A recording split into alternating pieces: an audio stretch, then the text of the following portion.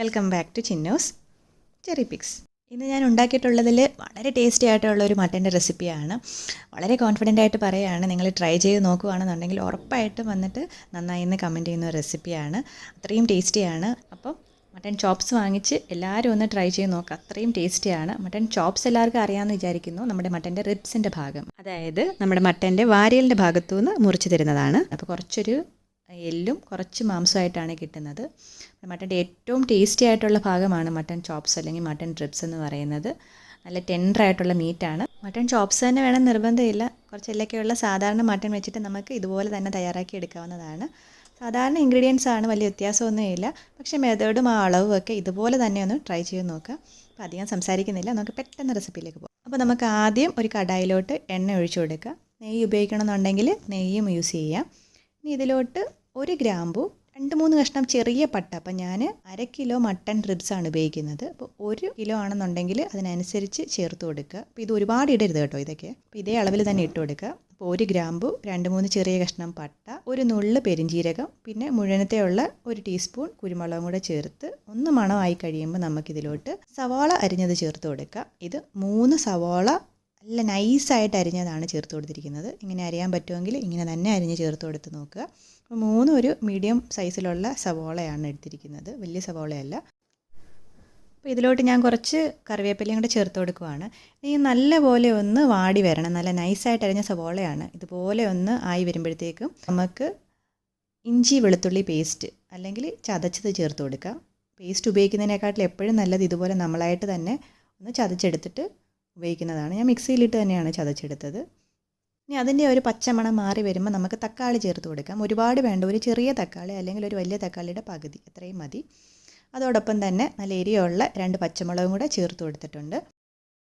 ഇനി പൊടികൾ ചേർക്കാം. ആദ്യം നമുക്ക് മഞ്ഞൾപ്പൊടിയും കുരുമുളക് പൊടിയും ചേർക്കാം. 1/2 ടീസ്പൂൺ മഞ്ഞൾപ്പൊടിയും 1/4 ടീസ്പൂൺ കുരുമുളക് പൊടിയും ചേർത്ത് പച്ചമണം മാറുന്നിട വരെ ചെറിയ തീയിൽ വേണം കേട്ടോ ഇതെല്ലാം വഴറ്റിയെടുക്കാനായിട്ട്. ആ ഒരു പച്ചമണം ഒന്ന് മാറി കഴിയുമ്പോഴത്തേക്ക് നമുക്കിതിലോട്ട് 2.5 ടീസ്പൂൺ മല്ലിപ്പൊടിയും ഒരു 1/4 അല്ലെങ്കിൽ ഒരു 1.5 ടീസ്പൂൺ മുളക് പൊടിയും ചേർത്ത് കൊടുക്കുക. അപ്പോൾ നേരത്തെ പറഞ്ഞ കണക്കെ തീ ഏറ്റവും കുറച്ച് വെക്കാൻ ശ്രദ്ധിക്കുക. ഈ വഴറ്റുന്നതിലാണ് ഇതിൻ്റെ മൊത്തം ടേസ്റ്റും ഇരിക്കുന്നത്. അപ്പോൾ നമ്മുടെ ഉള്ളിയും തക്കാളിയൊക്കെ നല്ലപോലെ വഴൻ്റെ ഒരു വല പോലെ എണ്ണയൊക്കെ ഒന്ന് തെളിഞ്ഞ് വരണം. കണ്ടില്ലേ? ഇതുപോലെ എണ്ണയൊക്കെ തെളിഞ്ഞ് ഈ ഒരു പരുവാവുന്നിട വരെ വഴറ്റി കൊടുക്കുക. എന്നിട്ട് നമുക്കിതിലോട്ട് മട്ടൻ്റെ ചോപ്സ് ആഡ് ചെയ്ത് കൊടുക്കാം. ഇത് 1/2 കിലോ മട്ടൻ്റെ റിബ്സാണുള്ളത്. അപ്പോൾ ഞാനിത് പ്രഷർ കുക്കർ ചെയ്യാതെ സ്ലോ കുക്ക് ചെയ്യുവാണ് ചെയ്യുന്നത്. സമയമില്ലാന്നുണ്ടെങ്കിൽ നിങ്ങൾക്ക് പ്രഷർ കുക്കർ ചെയ്തെടുക്കാം. അതിനായിട്ട് നമ്മൾ ആദ്യം ഇട്ട് കൊടുത്ത മഞ്ഞൾപ്പൊടിയും മുളക് പൊടിയും ഈ മട്ടനിൽ തേച്ച് പിടിപ്പിച്ച് പ്രഷർ കുക്കറിൽ ഒന്ന് കുക്ക് ചെയ്തെടുത്തിട്ട് ഇട്ട് കൊടുക്കുകയാണെന്നുണ്ടെങ്കിൽ പെട്ടെന്നായി കിട്ടും. പക്ഷേ സമയമുണ്ടെങ്കിൽ ഇങ്ങനെ തന്നെ ചെയ്തെടുക്കുക, ഇതിനൊരു പ്രത്യേക ടേസ്റ്റാണ്. അപ്പോൾ ഈ മട്ടൺ ഇട്ട് കൊടുത്തിട്ട് അപ്പോഴേ വെള്ളം ഒഴിച്ച് കൊടുക്കാതെ ഒരു 2-3 മിനിറ്റ് ഇതിലൊന്ന് ഇളക്കി കൊടുക്കുക. അപ്പോഴാണ് ആ ചൂടിൽ ആ മസാലയൊക്കെ ഒന്ന് മട്ടനിലേക്ക് പിടിച്ച് വരുന്നത്.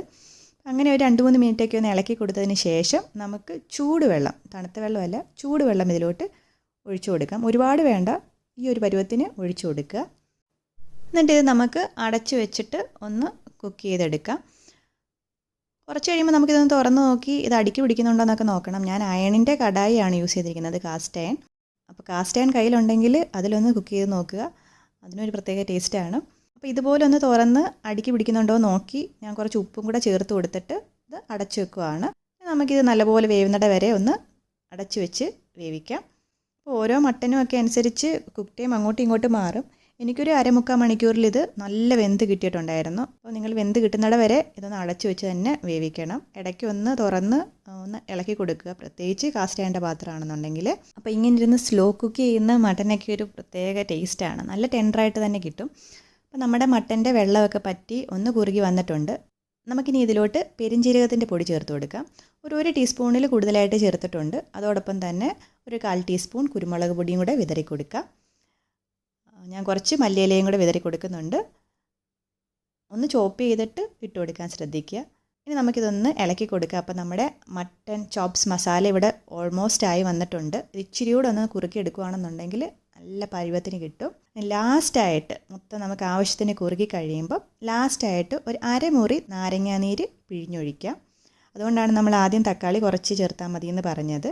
കാസ്റ്റ് ചെയ്യേണ്ട പാത്രമാണെന്നുണ്ടെങ്കിൽ നാരങ്ങാനീര് ഒഴിച്ചിട്ട് ഒരുപാട് നേരം അതിൽ വെച്ചേക്കരുത്. അപ്പോൾ തന്നെ വേറൊരു പാത്രത്തിലോട്ട് മാറ്റി വെക്കുക.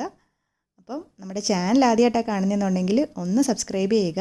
ബെല്ലൈക്കൺ കൂടി ക്ലിക്ക് ചെയ്യുകയാണെന്നുണ്ടെങ്കിൽ പുതിയ വീഡിയോസ് ഇടുമ്പോൾ നോട്ടിഫിക്കേഷൻസ് ആയിട്ട് കിട്ടിക്കോളും. നല്ല ടേസ്റ്റി ആയിട്ടുള്ള ഒരു മട്ടൻ ചോപ്സിൻ്റെ റെസിപ്പിയാണ്. മട്ടൻ്റെ റിബ്സ് മേടിച്ച് എല്ലാവരും ഒന്ന് ട്രൈ ചെയ്ത് നോക്കണം.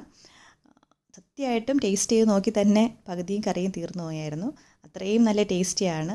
ആ എല്ലിലുള്ള മട്ടൻ്റെ പീസസിനൊക്കെ നല്ല ടേസ്റ്റിയാണ്. നല്ല മസാല പിടിച്ച മട്ടനാണ്. അപ്പോൾ നമ്മുടെ ടേസ്റ്റി മട്ടൻ ചോപ്സ് എല്ലാവരും ട്രൈ ചെയ്യുമെന്ന് വിചാരിക്കുന്നു. അഭിപ്രായങ്ങൾ അറിയിക്കുക. വീണ്ടും കാണുന്നവരേക്കും ബൈ.